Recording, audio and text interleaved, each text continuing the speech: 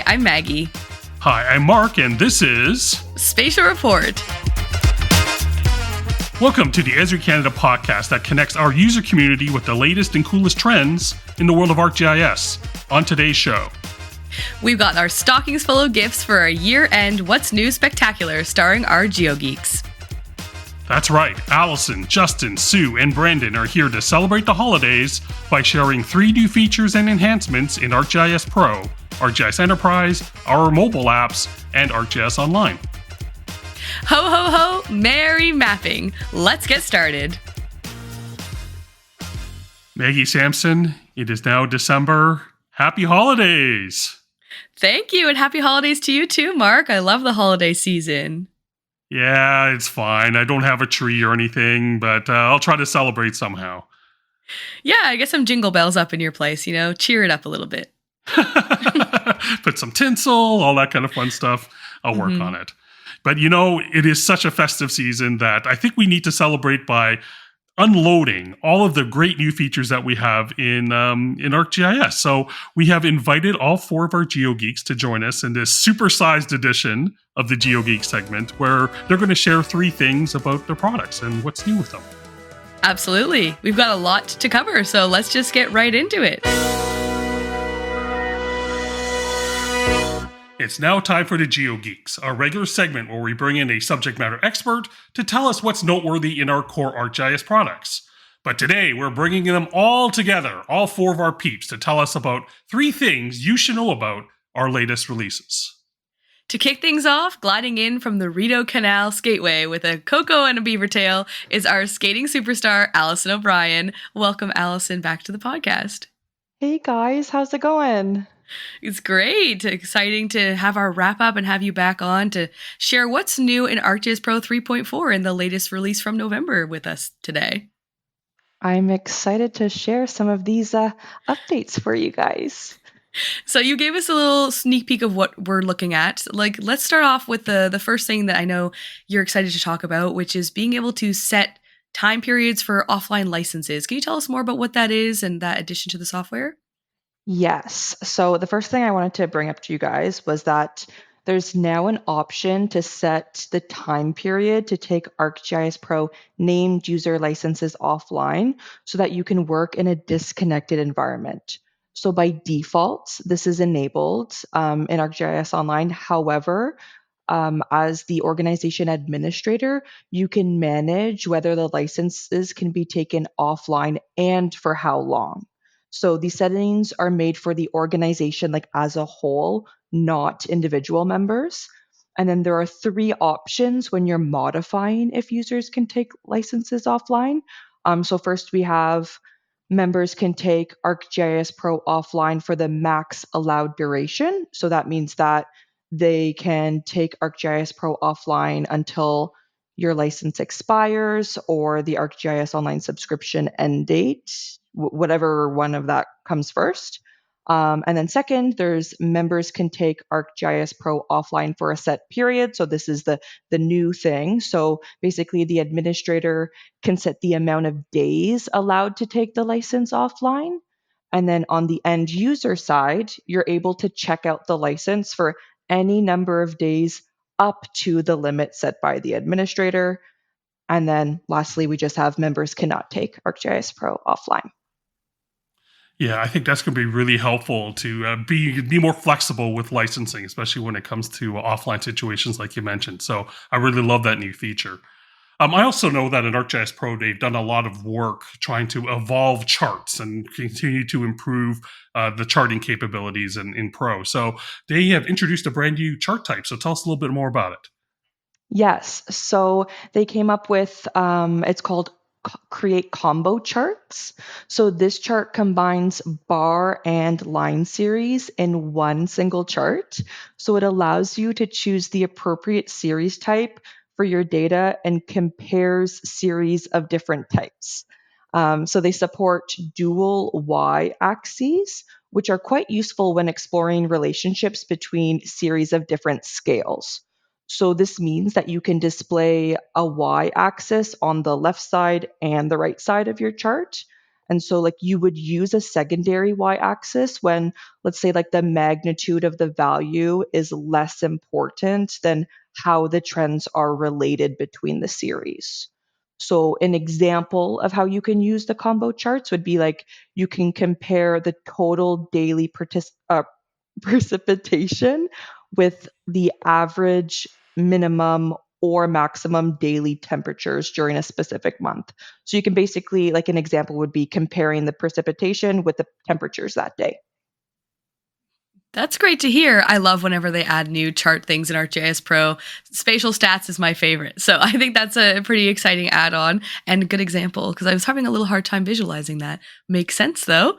And then I know the last thing that you were interested in talking about, I have no idea what this word means, but I know there was lots of talk about hyperspectral imagery. So maybe you can tell us a little bit more about that. Yeah, so ArcGIS Pro 3.4 now supports hyperspectral images. So these are stored in standard raster formats like TIFF or ENVI, just to name a couple. Mm-hmm. So these hyperspectral imagery, so they comprise of hundreds of contiguous bands across the electromagnetic spectrum. So you can easily now add these images into your map by clicking on the Add Data button, and then you'll see the option to add these images right into your map. Wow, I had no idea what that meant, but I'm sure that's going to be very useful for our users. So I'm really glad you highlighted hyperspectral imagery and the other things that you mentioned. But of course, we're just tipping the iceberg, right? So there's a whole bunch of new changes that's available in ArcGIS Pro 3.4, and you can find all of those listed in our doc. So you can definitely check that out. And Alison, we got something coming up in January too, right? Yes, we have our webinar that's going to talk about a lot of the new features in ArcGIS Pro 3.4. Absolutely. So stay tuned for that at the end of January. And there's also a number of different GeoSnaps that we have out there as well to show you some of these new functions as well. So lots of resources out there, and I hope you give ArcGIS Pro 3.4 a try. Alison, amazing. Thank you so much for joining us today on the pod. Thanks for having me, you guys. Always nice chatting with you. Yeah, absolutely. Happy holidays to you. That's Alison O'Brien. She's a technical solution specialist with the marketing team, our newest member to the marketing team. So congratulations, Alison, for that. And she is calling in from her brand new igloo in Ottawa. Next up, let's keep the jingle bells rocking with our ArcGIS Enterprise GeoGeek. From navigating everyday obstacles to tackling the most pressing issues facing our world today, tune in to Geographical Thinking to discover how geospatial solutions can help solve problems and drive positive change. My name is Michelle Brake, and I'll be your guide as we explore stories, ideas, and conversations through the lens of geography. Listen and subscribe on your favorite podcast platform.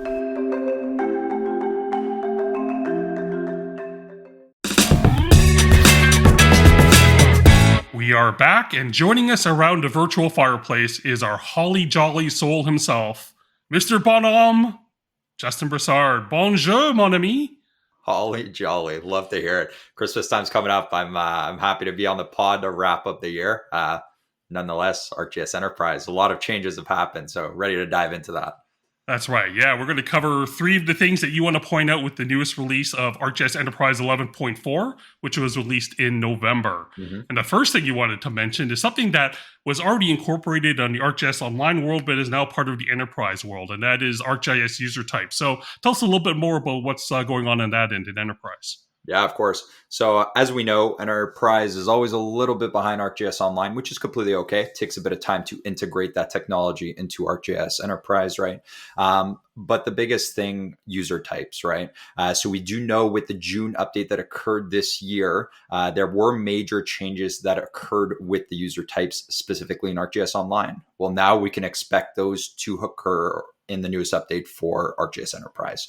So what does this mean? Let's just kind of go through a quick recap of kind of what changed here. So previously we had the viewer, the editor, mobile worker, creator, and then we had our GIS professional licenses at the level of basic, standard, and advanced. So all these, depending where you were, you might need some add-on extensions kind of added on to some user types. Essentially now this is meant to kind of simplify things for us, right? A couple user type names have changed, which is great, right? And the model's a lot easier to understand now. So moving over to the new model now, The editor user type, which is our second one with the least privileges, we could say, has changed to contributor. Has functionality really changed in here? Not really. You're going to have majority of the same functionality as the editor did. So that's not really a big deal. Don't worry about that. But as we move up the chain, as we get to the creators, when our major changes start to occur here. So we've got the creator, professional, and professional plus, which are now the new 3 user types essentially. Why is the creator new, you may ask? Well, previously in the GIS Professional Basic, Standard, and Advanced, each one of those basically held like a separate, we can call it a separate type of GIS Pro license, we could say, right? So in the basic, we had an ArcGIS Pro license, a basic license, and then we had a standard license and the advanced license. Well, now that ArcGIS Pro basic license is included in our creator user type, which is great, right? So you can now create basically in ArcGIS Online and also use that basic license of ArcGIS Pro without needing that add-on license for ArcGIS Pro, simply in that creator user type. And then as we go up to professional plus now, the professional is going to have our ArcGIS standard license, and then the ArcGIS Pro advanced license is going to be in our professional plus. Another thing worth noting actually for the professional plus, there is some add-on extensions from ArcGIS Pro that are included in here. So that's also great. You don't have to come in now and assign or use all those add-on extensions in the highest level of user type, right? Majority of the more major ones like spatial analysts, et cetera, will be included in there already. So you don't have to worry about those anymore. But generally speaking, it's integrated in ArcGIS Enterprise now, kind of integrated in the same way as ArcGIS Online, but it's definitely a great change that's kind of occurred, and it's helping us kind of simplify things a little bit. Absolutely. Mm-hmm. I know that it's been a long time coming for Enterprise. It's been out for a while in ArcGIS Online, so there's lots of resources if people are interested in reading more. But I think you did a great job summarizing it. So thanks for reminding us all about user types. It's been a big topic this year. Of course. Another area that I know you're saying, Enterprise is usually a little bit behind online, but in this case, I actually think it's a little ahead of ArcGIS Online. You're going to talk to us a little bit about the web editor, right? Yeah, of course. So the ArcGIS web editor, that recently also got put into ArcGIS Online, right? And what does that tool do? Essentially, it basically makes those data editing workflows a lot easier, right? It streamlines your data maintenance workflows, right? And this is something that's absolutely amazing, right? You can come in and it gives you an interface. It's basically another application, gives you an interface to go in and edit your data, whether it's creating new features, updating features, deleting features, changing vertices, for example. You can do stuff like split, merge, and move or reshape features, etc. Right? But a feature that ArcGIS Enterprise does have in this application that is not in ArcGIS Online that is great is going to be that you're able to manage versions for versioned data sets, right? That's just a feature that got added in. It's going to add a lot of functionality to that application, especially when you're using those things like enterprise geodatabases, right?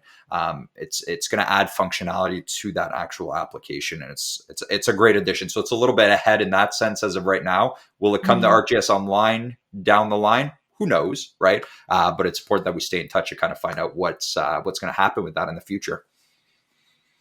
Amazing, yes. And I know we spent some time talking about the web editor in our last podcast for ArcGIS Online. So if you're curious about the basics, you can definitely tune into the feed there. But I'm glad you expanded on some of the extra features that are available now in Enterprise. So we appreciate you sharing that.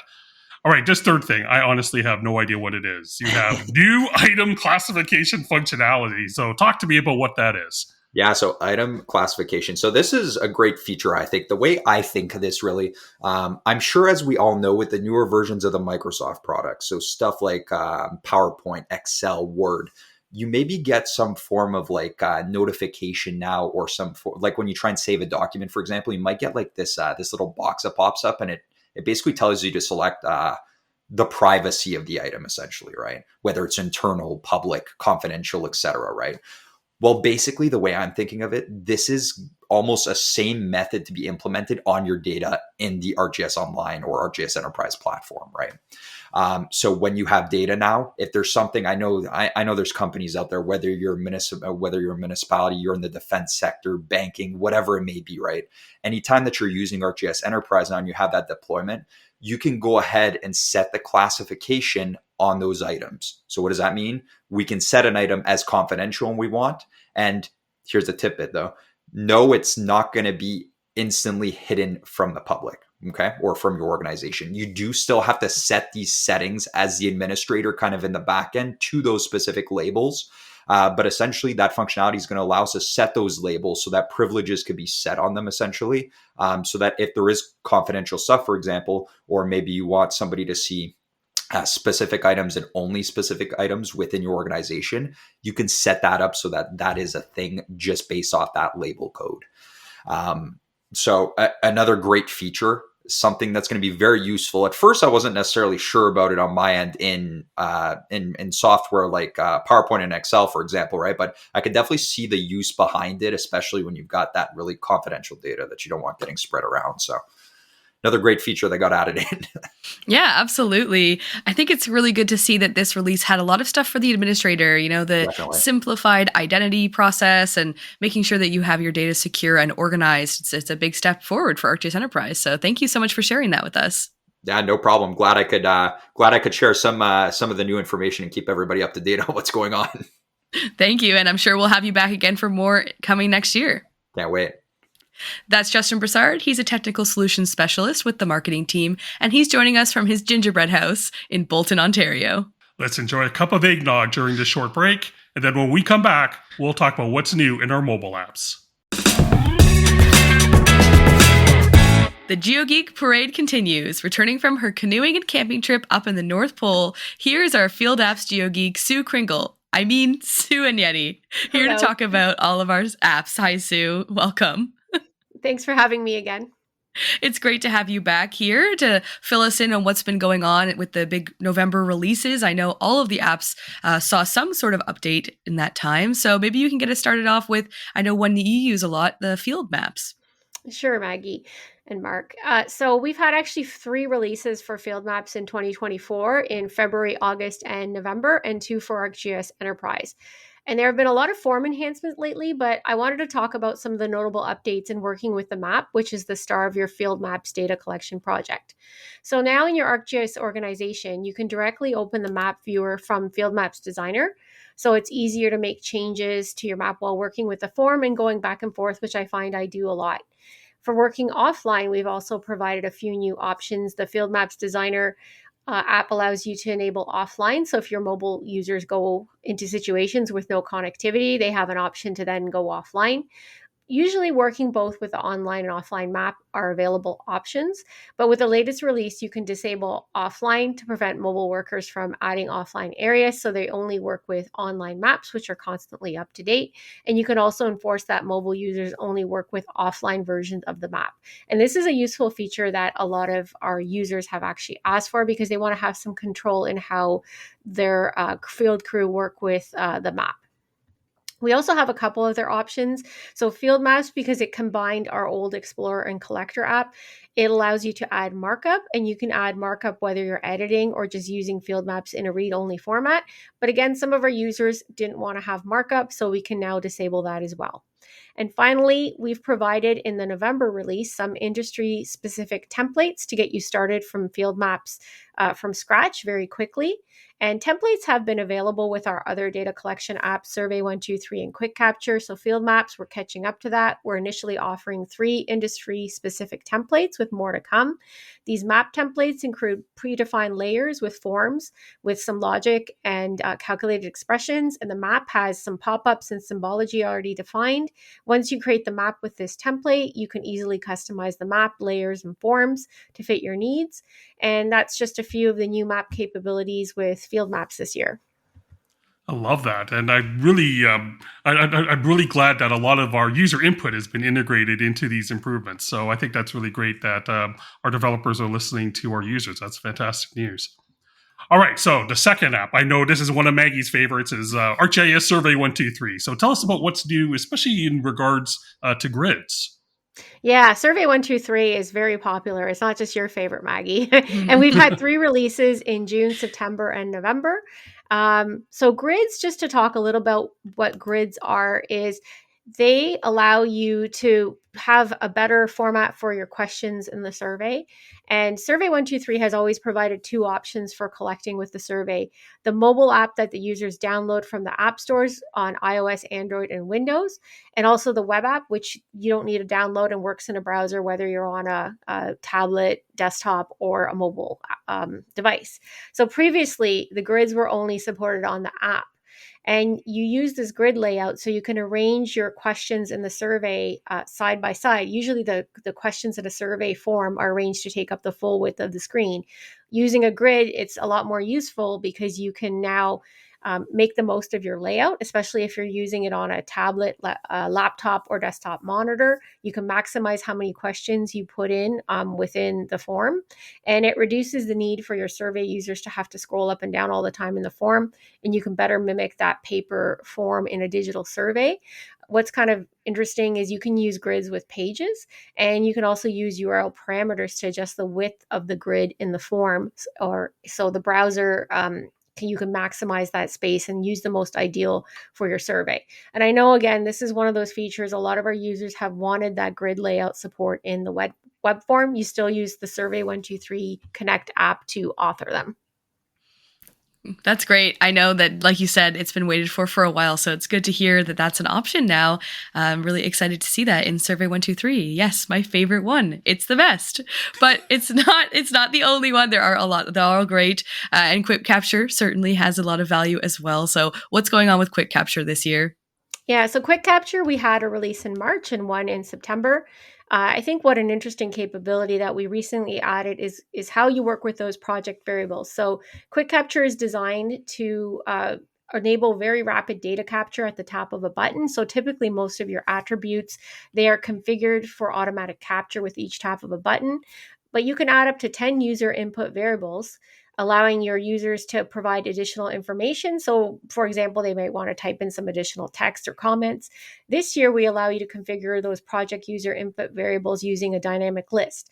And this is done by associating the input variable list with an existing feature layer or table, and it will automatically populate from field choices you specify. So as a mobile user, they will just select from this list, and the list is always updated because it's associated with a layer or table in your ArcGIS organization. I think it's a really great enhancement for providing some additional capabilities with the Quick Capture project. And it's something you could do with Survey 123. And now you can do it with Quick Capture, and you just configure it with a web designer to add to your form. So it's really useful. Useful indeed. Sue and Yeti, that's incredible. Thank you so much for sharing all of these new features in field maps in Survey 123 and in Quick Capture. We really appreciate it. And have a great holidays. Have a cup of wine for me. Thank you. And there'll be lots more to come in 2025 for the mobile apps. Thank you. I'm sure there are. Thank you very much. That's Sue and Yeti. She's the product specialist for mobile solutions with the project management team, and she's currently hanging out on Candy Cane Lane in Hamilton. Last but not least, our jolly ArcGIS Online GeoGeek will join us from his sleigh next. Finally, our GIS Grinch is here, because not only has he stolen Christmas, but he's also stolen our hearts. Mr. Brendan Wheatley. Brandon, how are you? Mark, I'm doing great, thanks. How are you? Doing fantastic. The holiday season is here, and all these new features in ArcGIS Online are here as well from the November release. And I know there's so many of them, we had to narrow them down to 3. So why don't we begin with the map viewer? So the map viewer always continues to evolve and always continues to improve. So what new features of the map viewer you want to highlight today? Yeah, you're absolutely right, Mark. Lots to choose from this update. So I've out of the gate, we're looking at the new embed maps capability with Map Viewer. So a great new simplified way to share any of your maps. And the best part, you don't need to create any separate applications. So right there inside Map Viewer, in the dark contents pane on that left-hand side, you'll now see the option to embed a map. Right in between Share Map and Create App, this option gives you a couple of parameters to customize the look and feel, right? If maybe you want a light mode or a dark mode, and configure some map actions like turning a legend on or enabling bookmarks. And then it's going to auto-generate an HTML link, which you can then freely share with anyone else, or of course, embed inside any applications. So super quick way through a couple of clicks to get your map out there and shareable, and you're off to the races. definitely one of my favorite parts with the updates so far. But on a functionality side of things, if you're getting into the weeds in data or in ArcGIS Map Viewer and you want to do some attribute work, lots of improved functionality to our tables. So super excited to see this. Right out of the gate, you now can calculate fields using SQL as well as Arcade. So Arcade's already been there. You can now use SQL expressions. You can apply filters to that data before running the expression if you only want to rub that on a subset. Your calculation values can also be previewed before time. So you want to check to see what that result is before you run it. And any of the scripts or things that you do end up creating can be downloaded and saved for any future use. But lots more. Can make changes to field visibility, field order, and data sorting right in the attribute table inside Map Viewer. And not only can you make any of those configuration changes, you can save them to that specific web map or just that hosted layer item as well. So you can actually make those configuration changes, and it's not just a visual representation as you're in that web map. It'll actually stick around. So really a nice little flexible way. I know that's a big one. So I'm really hoping to see people happy and excited about that. If attachments are a little more your attribute game, you like a lot of different attachments. Ready for this? You can add, view, delete, change, download. And you can add them by dragging and dropping as well. I'm talking JPEGs, PDFs, any attachments you like. Lots of flexibility there now. But still arguably my favorite one, my favorite table update with this is going to be the new multi-tab view. Mm-hmm. So if you're an ArcGIS Pro user, perhaps you may recognize this one and be as excited about it as I am. You can now have multiple tables open in Map Viewer. So multiple attribute tables, multiple charts, maybe even multiple models. So lots more flexibility over the interface there inside Map Viewer. Those were three big standouts for me. How did that all sound? Sounds great to me. And I think you kind of hinted at another big thing that's in the Map Viewer there when you talked about multiple models. What exactly are you talking about? What is that feature? I did say models, and I meant it. I'm happy to announce that Model Builder Beta has officially come to ArcGIS Online. So those ArcGIS Pro users who have been leveraging and using Model Builder for years, I'm sure you'll also be excited about this. So Model Builder is available from the Analysis tab inside Map Viewer. So where you go and find all those great tools already, Model Builder is now going to be an option in there. So a little bit different to the way that it's set up from the ArcGIS web editor, right, which got its own standalone application in like the chiclets menu where you can see all of your ArcGIS Online apps. You won't notice Model Builder in there. It's baked right into the ArcGIS Map Viewer. And an important thing to note right now, because this is out and being released in beta, your ArcGIS Online organization will need to have beta capabilities enabled in order to leverage Model Builder. So if you don't have that turned on, I suggest you get into your admin settings and go ahead and configure that so you can test out Model Builder today.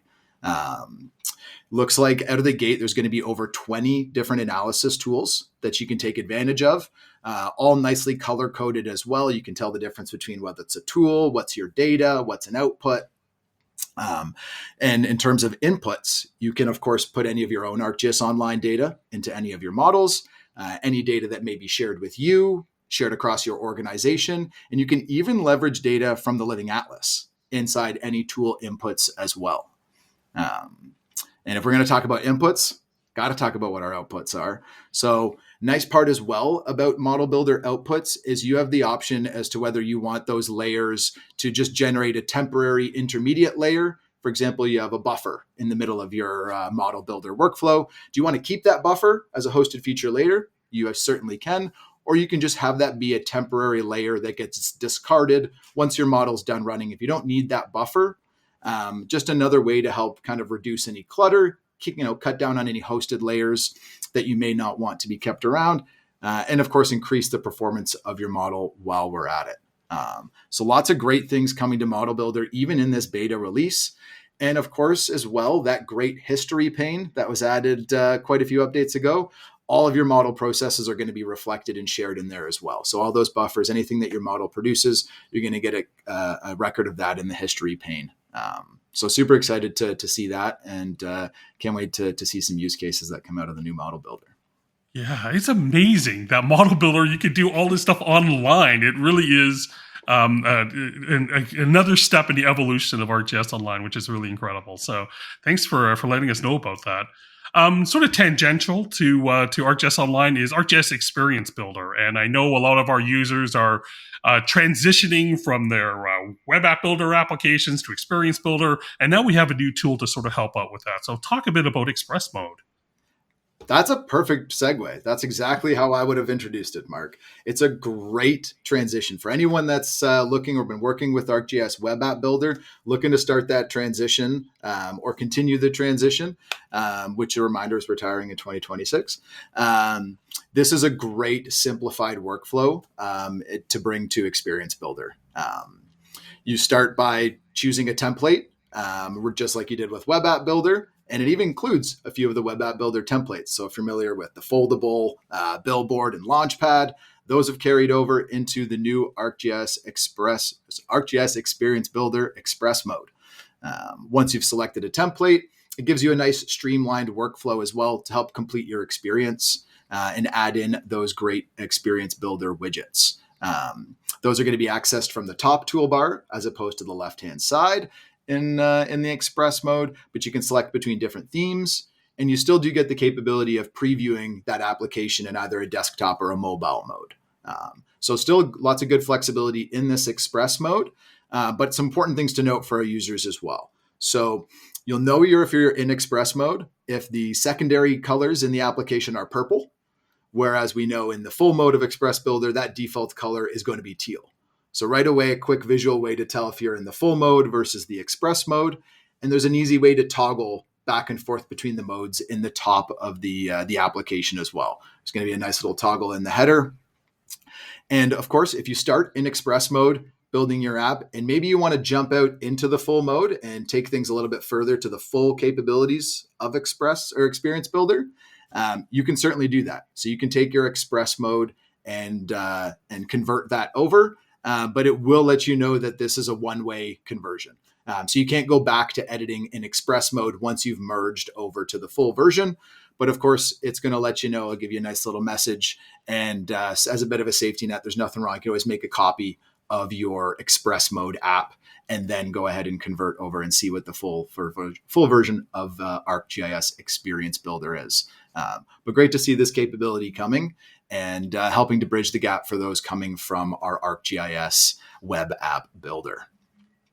Absolutely. I think it's pretty clear to a lot of people who have never tried it before that Experience Builder is a little more complex than our other app builders. It can be a little intimidating. So I think this is a huge step forward for anybody, like you said, transitioning, especially from Web App Builder, to get themselves started up in this new system. And it's a really exciting add for ArcGIS Online. Absolutely. Well, thank you so much for joining us today, Brandon. It's always great to hear from you, and I can't wait to see what you bring us in the new year. Oh, well, thanks again, Maggie and Mark. Great to be back, and can't wait to speak with you again soon. That was Brandon Wheatley. He's a technical solutions specialist with the marketing team at Esri Canada, and he's calling us in today from Santa's Workshop in Midtown Toronto.